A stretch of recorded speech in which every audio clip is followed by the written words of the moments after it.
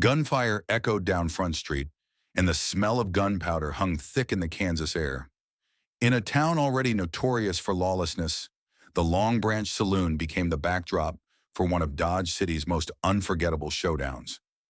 This wasn't just a bar fight, it was a powder keg of tension, lawmen, gamblers, and old grudges ready to explode.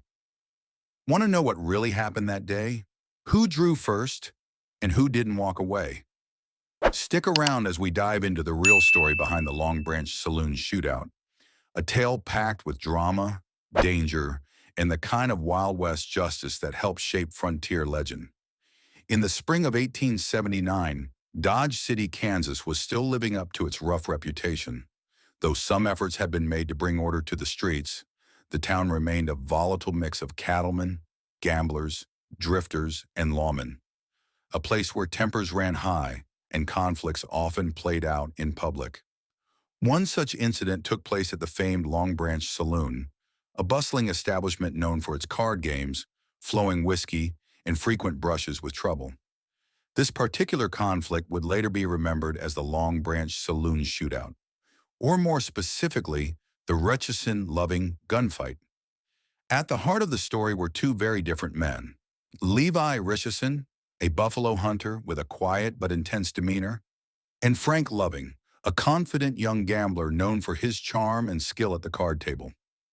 Though Richardson was sometimes described as socially awkward and physically slow, those who knew him also spoke of his competence with firearms, a necessary skill for anyone who had survived the buffalo ranges. The two men had a friendly relationship for a time, often seen sharing drinks and games at the Long Branch.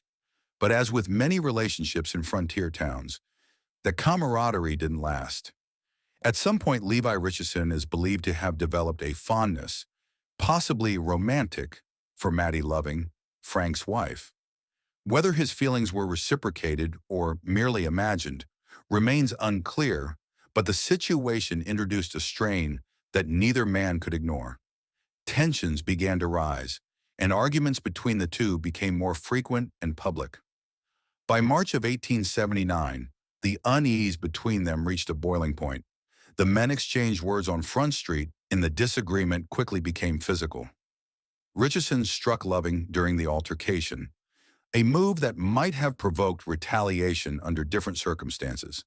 However, Frank Loving, who was unarmed at the time, chose not to escalate the encounter. Instead, he turned and walked away, leaving Richardson behind. Witnesses reported that Richardson continued shouting after him, his emotions clearly running high. But the situation, for the moment, did not erupt into gunfire. This moment on Front Street was just the beginning of a feud that would soon spiral into something far more serious. A deadly standoff that would once again remind the citizens of Dodge City just how fragile peace could be in the American frontier.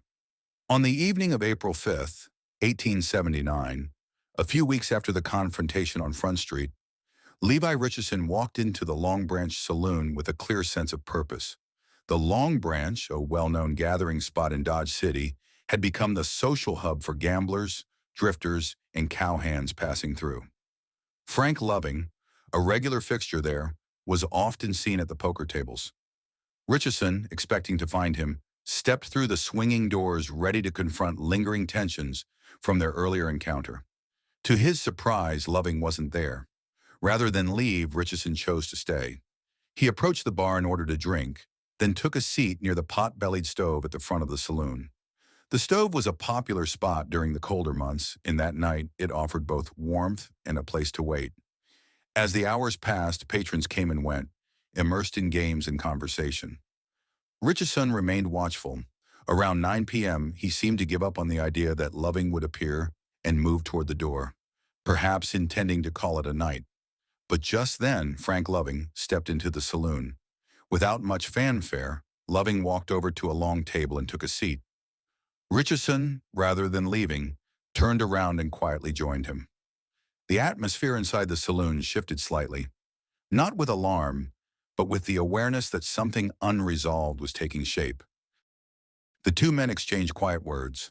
Though the conversation was too soft to be overheard clearly, Those nearby sensed the weight of their discussion.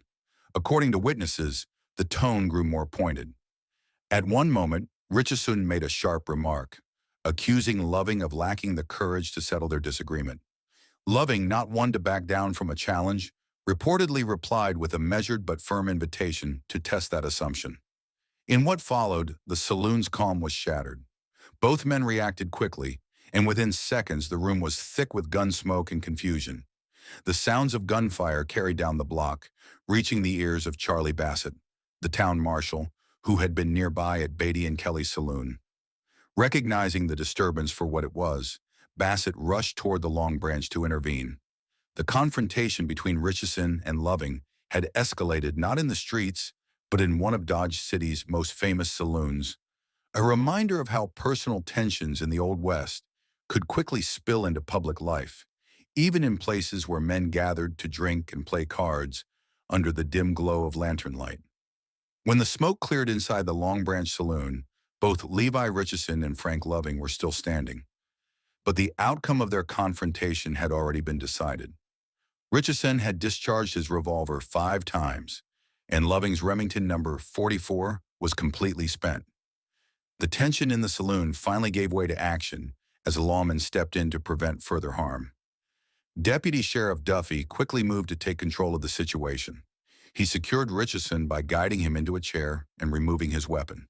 At the same time, Marshal Charlie Bassett stepped in to disarm Loving, ensuring no additional shots would be fired. Moments later, however, the gravity of Richardson's injuries became apparent. He rose from the chair and attempted to move toward the billiard table, perhaps disoriented or still unaware of the severity of his condition. But after only a few steps, he collapsed to the floor. Richardson had suffered multiple gunshot wounds, one to the chest, another through his side, and a third injury to his right arm. These wounds would prove fatal. Frank Loving, by contrast, had received only a minor injury, a superficial mark on his hand, likely from a grazing bullet or flying debris. He was taken into custody immediately, a standard procedure following a deadly confrontation, regardless of fault. 2 days later, on April 7, 1879, a formal coroner's inquest was held to determine the legal outcome of the incident. After reviewing the testimony and evidence, the jury concluded that Loving had acted in self-defense. With the ruling in his favor, he was released from custody and allowed to return to his life. But life did not return to normal for long. Despite being exonerated, the episode marked a turning point in Frank Loving's personal life. He eventually separated from his wife, Maddie, leaving behind their 2 young children, a son named John, just 2 years old, and a daughter, Minty, barely a year. Like many men of the Old West whose reputations became tied to violence and notoriety, Loving drifted toward new frontiers. He left Dodge City behind and found his way to Las Vegas, New Mexico, a town with its own share of lawlessness and volatility. By 1882, he had moved again, this time to Trinidad, Colorado. Tragically, Loving's story would come full circle there. In April of that year, he became involved in another dispute, one that echoed the events of Dodge City.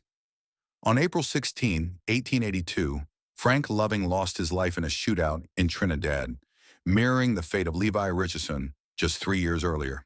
His death served as a somber reminder of the dangerous world these men inhabited, one where old grievances, quick decisions, and loaded revolvers often determined the course of a man's future. April 8, 1879, Ford County, Globe. What took place at the Long Branch Saloon on a Saturday evening in early April 1879 was unlike anything typically seen in a settled and law-abiding town. The confrontation ended in the death of Levi Richardson, a man familiar to the community as a freighter and frontier laborer, at the hands of a gambler named Frank Loving. The incident, though shocking, did not emerge from nowhere. For some time, tensions had been simmering between the 2 men. Loving had been living with a woman named Maddie, who had once been involved with Richardson, or at the very least someone for whom Richardson reportedly had strong emotional attachment. This unspoken rivalry eventually gave rise to friction between them, with earlier arguments occasionally spilling over into public confrontations. Levi Richardson was not a stranger to hardship or intensity. He had spent years working along the frontier, a life that demanded grit, resilience, and unwillingness to face uncertainty head-on. People who knew him often respected his determination and work ethic. He was seen as industrious and committed to his trade, but also as someone who lived with a certain edge, perhaps too familiar with risk and personal confrontation. In that sense, Richardson embodied a type of frontier manhood that was admired and feared in equal measure. His boldness was often mistaken for courage, and in many cases, it probably was. There's little doubt that he was no coward, but this strong-willed and headstrong nature, while useful in the wilderness or on a freight line, could become dangerous when transferred into the social spaces of a growing town. It is likely that Richardson, like many working men of the Old West, had difficulty adjusting to the changing times. Dodge City in 1879 was still transforming from a raw cow town into a more orderly municipality. As the frontier began to settle, the traits that once made a man successful, aggression, independence, and an aversion to backing down, could just as easily put him at odds with a more structured way of life. In the end, Richardson's story reflects the larger challenges of the era. He was a man caught between two worlds, the rugged past of the untamed West and the emerging future of civilized society. His untimely death was not just the result of a personal dispute, it was also a consequence of deeper tensions running through frontier communities as they tried to move beyond their wild roots. At the time of the incident, not much was widely known about Frank Loving, beyond his reputation as a professional gambler. He was relatively young, only about 23 years old, and not generally regarded as a troublemaker. Still, when tensions escalated, he appeared to be someone who could act with a calm but determined intensity. Some in Dodge City saw him not as impulsive, but as someone who wouldn't back down when pushed into a confrontation. According to accounts of the event, both Loving and Levi Richardson entered the situation with a level of confidence that might be described as reckless self-assurance. There's a strong sense that either man could have stepped away before things escalated, yet neither did. Their mutual unwillingness to yield, combined with personal pride and unresolved grievances, set the stage for what followed. Eyewitnesses later testified that the argument reignited in person when one man challenged the other's resolve. Loving was reportedly told, "I don't believe you'll fight," to which he calmly replied, "Try me and see." Moments later, both men reached for their weapons and began firing. The Long Branch Saloon, which had patrons inside that evening, quickly filled with confusion and panic as bullets flew in all directions. What makes the situation even more intense in hindsight is the proximity between the two men. They were so close during the exchange that their weapons nearly touched. Despite the intensity, Frank Loving emerged with only a minor wound, a superficial mark on his hand, while Richardson suffered multiple critical injuries, including to his chest, side, and arm. Tragically, he passed away shortly after. In total, 11 shots were fired, 6 from Loving's sidearm and 5 from Richardson's. The exchange was brief but decisive. Once the gunfire ceased, Loving was taken into custody to await the findings of a coroner's inquest. 2 days later, the jury determined that Loving had acted in self-defense, and he was released from custody shortly thereafter. Richardson's passing left few personal connections behind in Dodge City. He had no known relatives in the area and was originally from Wisconsin. At the time of his death, he was around 28 years old. This tragic episode reflected more than just a personal dispute. It was also an example of the broader cultural atmosphere of the American frontier in the late 19th century. Pride, reputation, and personal justice often overshadowed the law, especially in rapidly growing towns like Dodge City, where authority was still finding its footing. Like many members of our community who value order and civility, we look back on this tragic event with deep regret. Such incidents remind us that personal disputes, no matter how intense, should never be resolved through the use of weapons. This method of settling disagreements runs counter to the principles of both civil law and basic human decency. It's clear that the use of firearms in such confrontations puts not only the individuals involved at risk, but also endangers innocent bystanders, people who may simply be going about their daily routines walking the streets, or seeking a peaceful evening in town. The outcome of this particular conflict could have been even more devastating had others been caught in the crossfire. If individuals continue to insist on settling their disputes through force, some argue that a more structured and isolated method, such as formalized dueling, might at least limit harm to uninvolved citizens. While dueling is itself a controversial practice, it reflects a desire for some form of honor-bound structure that, in theory, would avoid public chaos.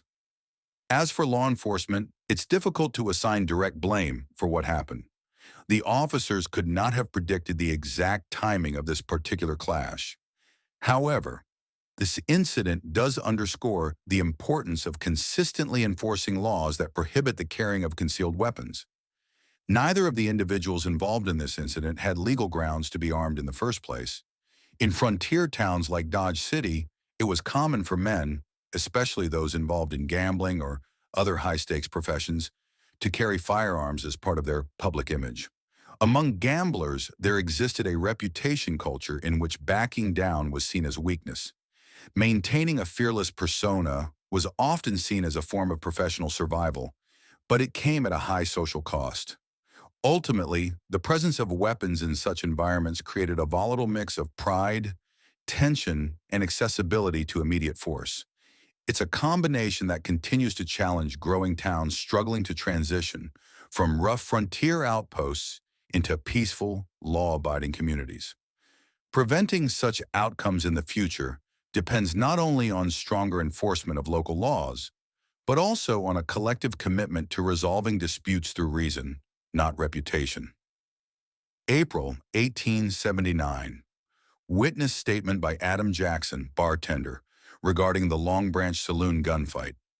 I happened to be inside the Long Branch Saloon that Saturday evening, likely around 8 or 9 o'clock. The night started like many others in Dodge City, a steady buzz of voices, the occasional clink of glasses, and the warmth of the pot-belly stove drawing people close.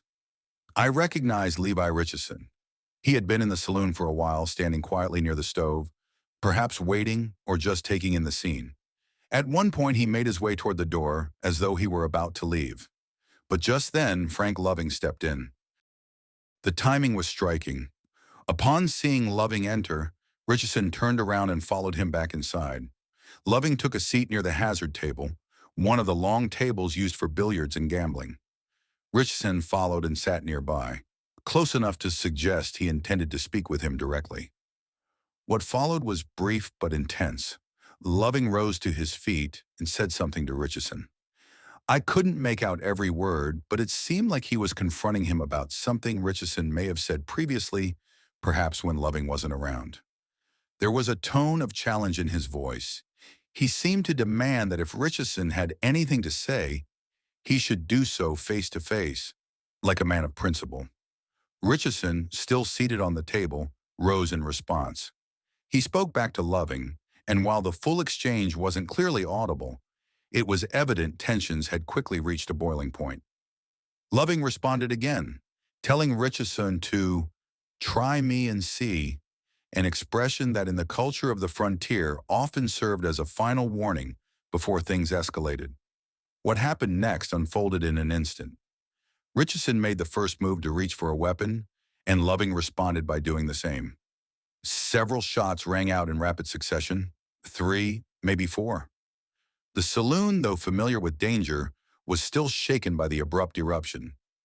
Richardson collapsed near the billiard table, landing on his hands and knees. Once he went down, there were no further shots. The confrontation was over as quickly as it had begun. No one else in the saloon fired a weapon. This was a personal encounter between just the two men, and everyone else stood back, likely in shock. I recall that Loving's weapon appeared to misfire twice, and that Richardson may have discharged his sidearm twice before Loving's fired at all. This type of confrontation, while tragically common on the frontier, often stemmed from a mix of pride, perceived slights, and the ever-present sense of personal honor. In the Old West, men were expected to defend their reputations, and words said behind one's back could provoke an open challenge. Saloon culture, particularly in a place like Dodge City, was charged with such energy, competitive, unpredictable, and often dangerous. What makes this encounter even more somber is how it underscores the fragility of life in such environments. Both men believed they had something to prove, but neither seemed to consider, or perhaps care, how swiftly and irreversibly things could end. April 1879, Witness Statement by Marshal Charles Bassett. When I first heard the sound of gunfire that evening, I was over at Beatty and Kelly's saloon, which was just a short distance from the Long Branch. The sharp cracks echoed through the street, something all too familiar in towns like Dodge City.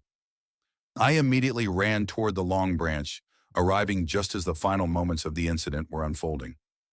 As I entered the saloon, I caught sight of Frank Loving and Levi Richardson. Another man, Duffy, was also present. At that point, both Loving and Richardson appeared to be maneuvering around the billiard table. They weren't standing still. They were ducking, moving quickly, trying to avoid harm. It was a chaotic and emotionally charged scene. By the time I made it as far as the stove, most of the shooting had stopped. I reached out and took hold of Loving's pistol, which he still had in his hand. To the best of my recollection, there were still one or two shots fired after I entered the room. I am fairly certain that at least one of those was discharged by Loving. I did not witness Richardson fire during the time I was present, nor did I see a weapon in his hands. However, I was later shown the pistol that was said to have belonged to Richardson. Upon inspection, I saw that it contained 5 spent shell casings, indicating it had indeed been used during the altercation. Still, it was unclear whether any of those shots were fired before or after I arrived. Richardson collapsed while I was in the room. I could not say with certainty whether he had already sustained injury before I entered, or if he was hit by one of the final shots that I heard. Based on what I observed, it seemed likely that the last round, fired by Loving, was what brought him down. But again, the room was filled with smoke, and everything happened in a matter of seconds. I didn't see anyone else shoot at Richardson, nor did I witness Duffy taking a weapon from him, though it's possible something happened in those frantic moments that escaped my notice. I also can't say whether Loving was aware that Richardson no longer had control of his firearm by the end. The room was clouded with gun smoke, which only added to the confusion. Visibility was poor, and emotions were running high. I later examined Loving's weapon, a Remington 44, a common choice on the frontier for its reliability and stopping power. It was completely empty after the encounter. Incidents like these were not uncommon in frontier towns, where disputes often escalated quickly and law enforcement struggled to keep pace with the cultural norms of the day. In places like Dodge City, known as the Queen of the Cow Towns, gambling, alcohol, and pride frequently clashed in confined public spaces like saloons. This particular event was tragic, but not surprising to those familiar with the volatile mixture of youth, ego, and readily available firearms. The Long Branch Saloon Shootout remains one of the most thrilling and iconic moments of the American Old West, a vivid reminder of just how wild and unpredictable life could be in those dusty frontier towns. Dodge City wasn't just a stop on the map, it was a battleground where legends were made and justice was often decided at the barrel of a gun. If you want to keep uncovering the fascinating stories that shaped the Old West, make sure to subscribe to our channel. There's plenty more history, mystery, and unforgettable tales waiting for you.